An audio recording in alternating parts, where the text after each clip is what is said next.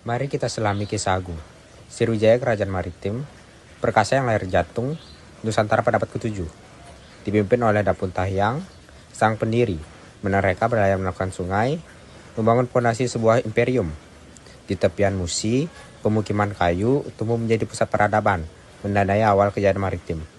Sriwijaya menguasai Selat Malaka, jalur perdagangan vital yang menghubungkan timur dan barat.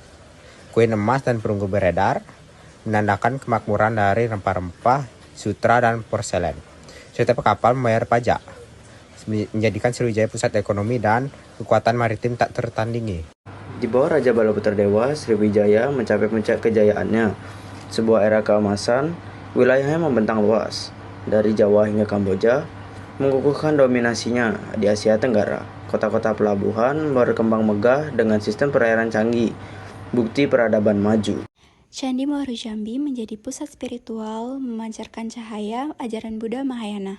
Biksu dari berbagai penjuru dunia datang mencari ilmu di pusat pendidikan Buddha Mahayana ini. Itsing, biksu Tiongkok, mencatat kemegahan Sriwijaya sebagai pusat studi Buddha terkemuka. Namun, kejayaan tak abadi.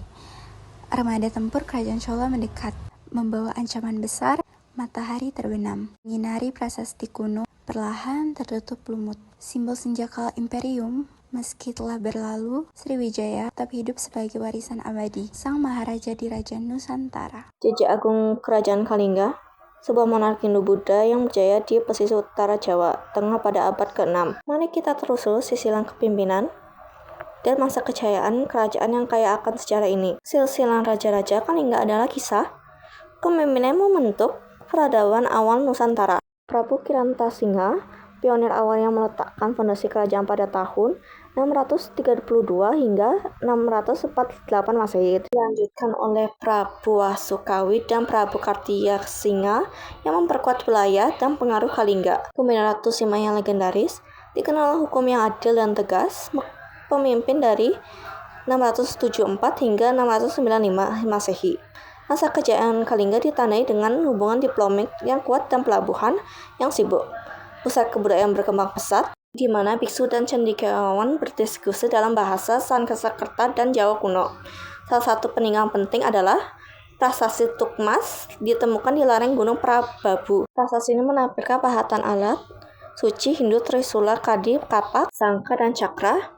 Simbol kesucian menyamarkan air mata lokal dengan sungai Gangga di India, menunjukkan pengaruh Hindu yang kuat.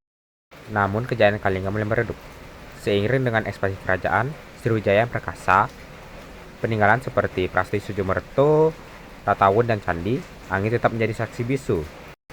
Sejarah Kalingga, kisah Kalingga mengajarkan kita untuk menghargai akar budaya dan melestarikan nilai-nilai luhur, terutama kejujuran dan keadilan yang diwariskan oleh Ratu Sima yang legendaris.